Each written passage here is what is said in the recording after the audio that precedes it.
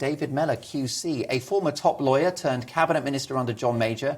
As Chief Secretary to the Treasury, he was Secretary of State for National Heritage in that same administration, and the MP for Putney from 1979 to 1997. On entering the House, his political career blossomed quickly. He was made Parliamentary Under-Secretary of State at the Department of Energy in 1981, becoming Margaret Thatcher's youngest minister at the tender age of 32.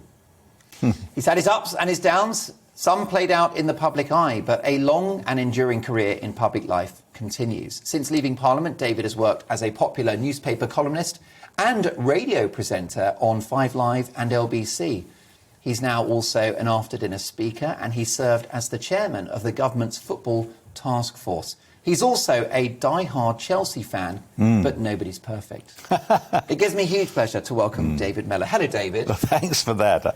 I shall now be a disappointment to you. No, you won't. We can't oversell you. What a career. I mean, does it strike you as amazing to think back about the fact that you entered Parliament in 1979? I mean, it was a big moment in British politics, Margaret Thatcher's first administration. Totally transforming to the country, and quite transforming for me too, but that was a minor matter. No, I mean, and she treated me with almost as much contempt as my mother did, but in other words, she put me in her government, but didn't listen to me very much. But I was a useful person for a period to her. How did you catch her eye at the tender age of 32? I don't know. I think what she liked was people who were confident and competent on their feet. And, you know, as a barrister and all the rest of it, I remember the Chief Whip said to me, if you've got any sense, you'll stay around, because you won't be noticed if you don't stay around, but you will be noticed if you do. So that happened. Yeah, I had a good time under her. But as I say, I mean, she was in so many ways a wonderful leader and a genuine leader. But, you know, close up, she could be very difficult with her faithful servants. But there you go. For sure, it was tough love. Yes, it was tough love. And there were times when you felt she didn't love you at all. But the thing about her is she had an agenda. And a lot of what she did, even if it was controversial at the time, was necessary. Stripping down the powers of the state, cutting the percentage of national wealth that was consumed by the state, giving people freedom. She was a great believer in individual freedom, which was why, you know, people were allowed to buy their own council homes and all the rest of it. I wonder what she'd make of Boris. Yeah. My worry is not a lot. You do wonder. Well, we'll come to Boris very shortly. That first administration, though, it was a torrid time, certainly the first few years before the victory in the Falklands. Yes, it was, because, you see, Boris, I can't keep him out of the conversation, doesn't believe in putting people in his cabinet who he thinks fundamentally don't agree with him. And that's why, after Brexit, rightly or wrongly, has become a reality, a lot of the people who were in favour of staying in languish on the back benches, and a lot of relatively minor, fairly incompetent people are in So Priti Patel comes in, Jeremy Hunt leaves. Exactly. I mean, as a case in point. You put it in exactly the right way. Margaret Thatcher brought in an awful lot of people who were not well disposed towards her, but they did do a job well. I mean, my first boss, I was Parliamentary Private Secretary to Francis Pym, Minister of Defence. So Francis Pym, MC, a really good person. But he used to sit on the sofa. We'd watch Margaret doing various of her interviews, say, "Oh, I wish she hadn't said that. Oh, I wish she hadn't said that." But although he wasn't a sort of soulmate of hers politically, he was a very effective minister. And Boris should learn that actually people who want to serve the country should not be deprived of that, because they don't spend their whole life idolising the opinions of their leader. Well, I think she was a remarkable figure, and she transformed and modernised the British economy. I think the fact that when you hear statistics like the fact that Britain is the 5th or biggest economy in the world, you know, I think part of that is her legacy. And even Tony Blair has admitted to some admiration for Mrs. Thatcher. Exactly, and I think the problem it goes beyond party politics, really, Margaret Thatcher's legacy. Way beyond party politics, and it was the structural issues in Britain, where far too much of the economy was dominated by the public sector, and far too much of the British economy was dominated by antediluvian trades union leaders, and she dealt with all of that. In other words, she had an agenda, and she got a lot of it done, you know, and I think to a degree, Tony Blair had an agenda, which quite a lot of it he made work, certainly making the Labour Party electable. But the worrying thing is we have, and I'm afraid they've been mainly Tories, sunk into a world of politicians where their agenda is either non-existent, as in the case of Theresa May, or it just isn't wide enough based to carry long-term conviction. I mean, Boris has an agenda to get out of the EU, but Boris doesn't have an agenda to run an efficient economy. Boris's agenda is to spend a lot of money he doesn't have, and if necessary, tax people. And I think Margaret Thatcher will be spinning in her grave at the thought that the share of the national wealth consumed by the state is the highest for 70 years. Yes. Why, she will thinking, why did I exist? Well, could it be argued that what we've had from the last year and a half from the Prime Minister is more or less socialism? Yes. It can be argued. I often argue. And can that be justified for the pandemic, or does it say as much about Boris as it does the circumstances? No, I think it says quite a lot about Boris, because you see, when I was Chief Secretary of the Treasury, for instance, Which is one of the toughest jobs in government, it is, isn't it? Because you've really got to make the numbers. You had to say no. I don't think the Chief Secretary has now become rather an obscure figure. Most people can't even remember who he is. Normally, but around budget time, it's the Chief Secretary that loses all the sleep, right? Of course. And but the point was that by sheer luck, it just happened to coincide. When I was Chief Secretary, for instance, the proportion of the national income consumed by the state was 10% below what it is now. And the fact that, the national debt was 30% of GDP, and now it's well over 100% of GDP. Now, of course, they could say, well, you didn't have to deal with a pandemic. True. But what I wouldn't have done if I'd had to deal with a pandemic is to simply put a lot of extra spending on top. And where I particularly disagree with what this government is doing is a Chief Secretary's job, the government's job, is only to spend money when they know what they're going to spend it on, and they're interested in outputs, not inputs. Yeah. This government seems to throw money at the NHS in the hope that if they spend a few more billion, the NHS will get better, without any real plan to make sure the NHS, which is a substitute for most people in this country for religion. And religion, of course, you have to defy logic and really believe. And I think that's where we all are with the NHS at the moment. Well, yes, I mean, how might you have handled the economy different in the course of the pandemic? I mean, would you have had the furlough scheme? I probably might have had a furlough scheme. What I wouldn't have done is have a lot of nonsense like test and trace. Yeah. The fact 37 billion? It doesn't bear thinking about. But also, I'm not sure that I would have agreed to this erratic stop-start of the economy.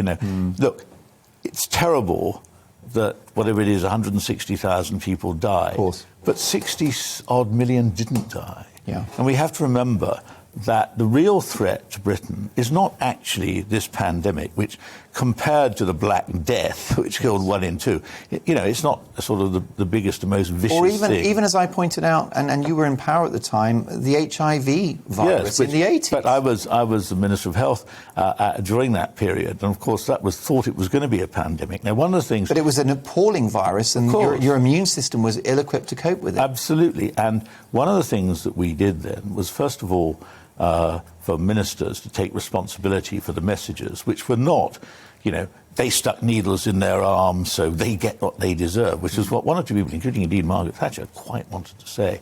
It was to try and say to people, if you want to avoid this, these are things you do as a public health basis to minimise the risk. But what was really we didn't allow was a lot of these people who are given some status as government advisors, who then cram onto the airwaves, arguing with each other and giving semi-hysterical predictions about what might happen. And in the case of the likes of Professor Neil Ferguson from Imperial College and the so-called the junk modelling, and the problem with this modelling, which turned out to be wrong time and time again, is that it shaped government policy. Of course it did, but it also shaped public experience. Sentiment. I mean, one wanders into it. I wandered in the supermarket the other day and just was about to pay, and this woman said, "Stand back, get back." I said, "We'll get back. Don't be so near to me." Yeah. And I'm thinking, this poor old bat, is kind of, seriously believes that if I breathe on her, she might die, which I think is unlikely. Well, you don't mind me breathing on you. No, I'd like you to get closer if possible. No, but, this is where we've got to the point where the government has lost control of the message, And the message has been taken over by a lot of people who don't agree with each other and, in the case of Ferguson, are prone to grotesque exaggerations. Absolutely, he's got form on that one, we know that. And you were actually in the health department for some time, wow. Minister for Health in 1988. What's your appraisal of the state of the NHS in 2021? I think the NHS is out of control. Look, they do a lot of good work. My sister was the matron of nursing director, they now are, of one of the biggest NHS hospitals. So I am not antipathetic to the NHS. No, the staff within it are, of course, fantastic. But the fact of the matter is that the NHS is consuming money that we don't have, and that money has got to be directed. And, you know, the trouble with the NHS, we are too concerned with inputs. We're spending another 10 billion. Not enough concerned about outputs. I remember when Ken Clarke, who was my boss as Secretary of State for Health, got really upset about what was happening and how we weren't spending enough. It was always being said of GDP on health. He said, we should go across to the Treasury and we should get a lot of used £10 notes. We should pile billions of them around the cenotaph, set light to them, dance naked around, shouting, and we would have, at a stroke, have increased the amount of money, increased the proportion of GDP spent on the NHS. In other words, one of the things I learned at the Treasury, and indeed at the Department of Health, you have to direct expenditure to do a specific job. And what worries me about this government, billions and billions have been spent on the NHS. I don't think they've got any idea what's actually that's going to be spent on and what actually it's going to buy. We seem to be getting 44% of public expenditure going on. I mean, it's just impossible. Well, I understand that the anticipation is that by next year, the entirety of income tax receipts will go to the NHS. The whole of income tax will go straight to the NHS, and it's not a limitless pot, is it? And of course, Kenneth Clarke not afraid to pick a fight with the medical unions at the time. No, he wasn't, and he wasn't afraid also to pick a fight with Margaret Thatcher, because there were things she wanted to do that he wouldn't agree to, like the very controversial changes to the hospital system. She wanted to take into primary care, and he wasn't prepared to do that, because this is the thing: ministers are there not just to say, you know, the Prime Minister says jump, and they're not supposed to say how high. They're supposed, well, jump in what direction, Prime Minister? Why do you want to jump in that direction? Yeah. And, you know, that requires big people to occupy these posts. And I know this sounds a sad old git making points about how wonderful things used to be. I don't think things were wonderful under Margaret Thatcher. But I do think most of the people who occupied big jobs were big people. Yeah. And I don't think they are today. No, I think you've told me in the past that you're not convinced by the calibre of this current cabinet. I'm not. If you've got a strong cabinet, a talented cabinet, you've probably got a strong and effective government. Well, love the Thatcher years or hate them, clearly a lot was achieved. You've been out of politics for a while. Well, someone that's exited politics today is Owen Paterson. He's resigned as MP after a row over his conduct led to a government U-turn. For his part, he has said the last 2 years have been an indescribable nightmare for my family and me.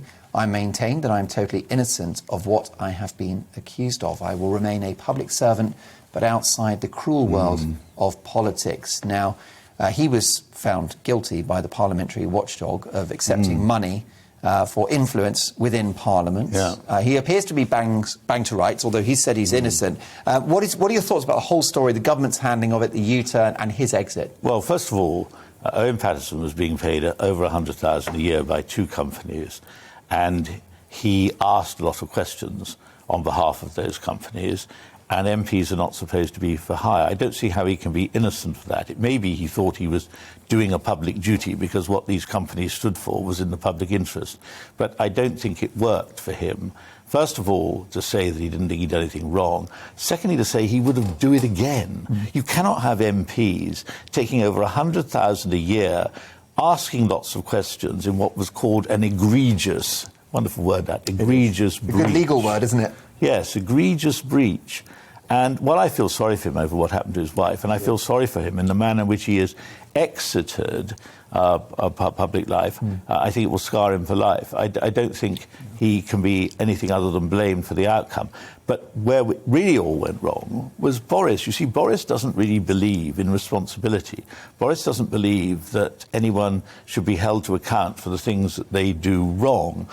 It's ridiculous when an all-party group with independent members find Patterson guilty and sentence him to 6 weeks suspension, that Boris then says, oh no, we're going to change the whole system. And how incompetent of whoever let him do this, that he said he was going to change the whole system when none of the opposition parties were prepared to join in that. So you end up, in other words, without a system which has all-party support. And if you don't have a disciplinary system that has all-party support, then it's game over. The ultimate own goal, the self-inflicted crisis. We've seen a few of those in the last few months. However, the Prime Minister is stubbornly popular. Of course, he achieved that remarkable, almost Thatcheresque landslide in 2019. Many of my viewers still back Boris. And perhaps even Remainers like myself are grateful that we were put out of our Brexit purgatory with the situation resolved following our departure, of course, into the administration. So, I mean, this guy's got his qualities, and he could well win the next election. I've been with a prominent figure from the media tonight who said to me, Boris is a rock star. And he is. But the problem is even rock stars require direction. I think the problem for Boris is if you're going to be a sort of fairly detail-light rock star, you have to have someone behind you who is writing the right songs for you. Let me give you an example. I spent a lot of time in the 80s in the United States and was very close to the Reagan administration, indeed quite close to Reagan himself. Reagan was Uncle Sam. He was the chairman of the board. He was a man who Americans, whatever their politics, could respect.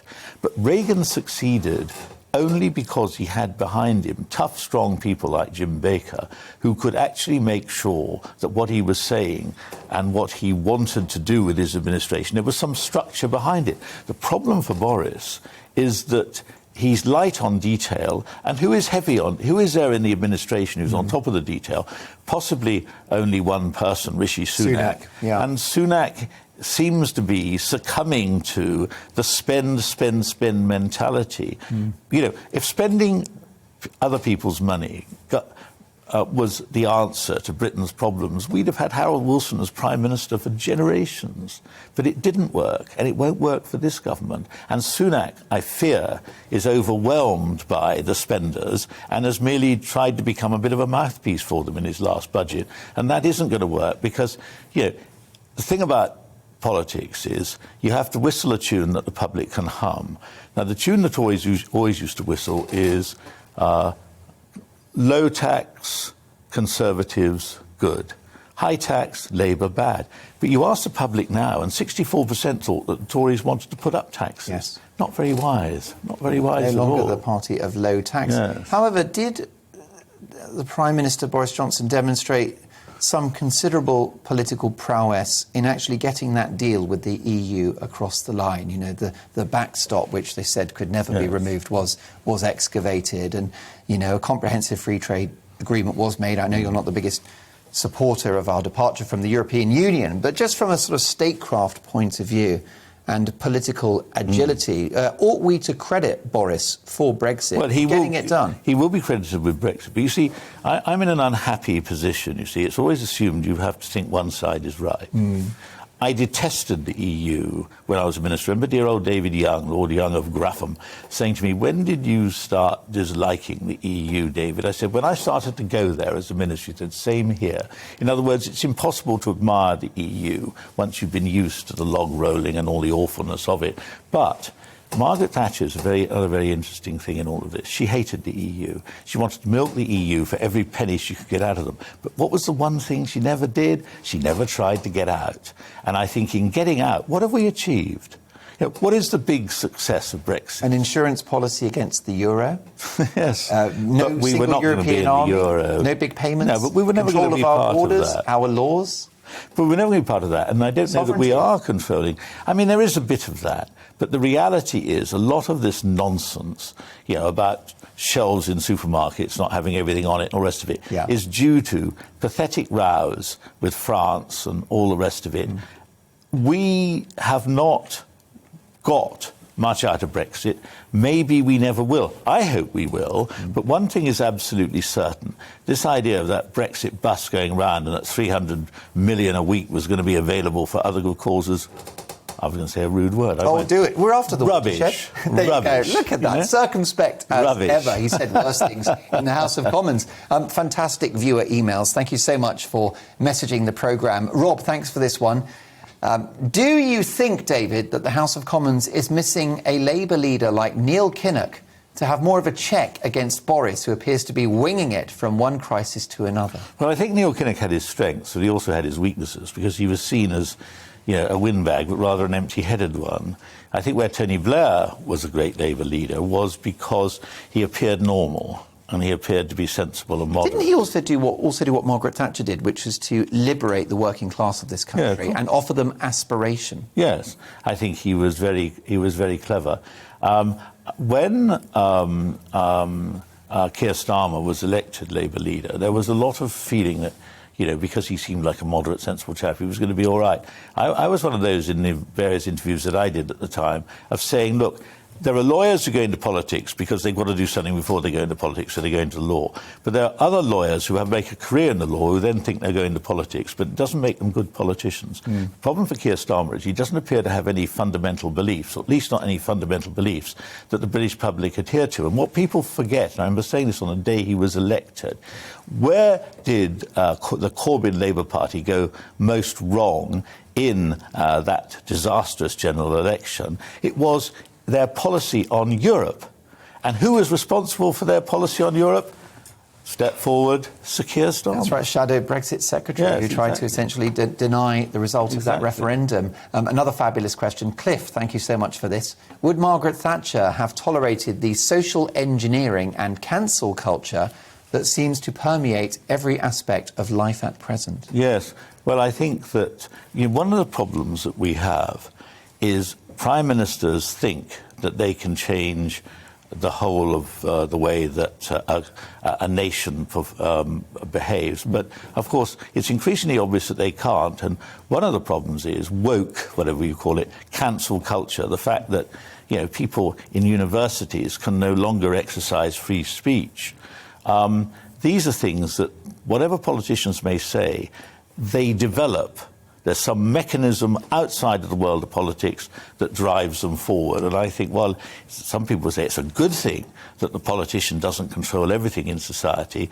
There are bad aspects to that. And I think an awful lot of what, your correspondent is complaining about are things that would be good if politicians had more control over, but they don't.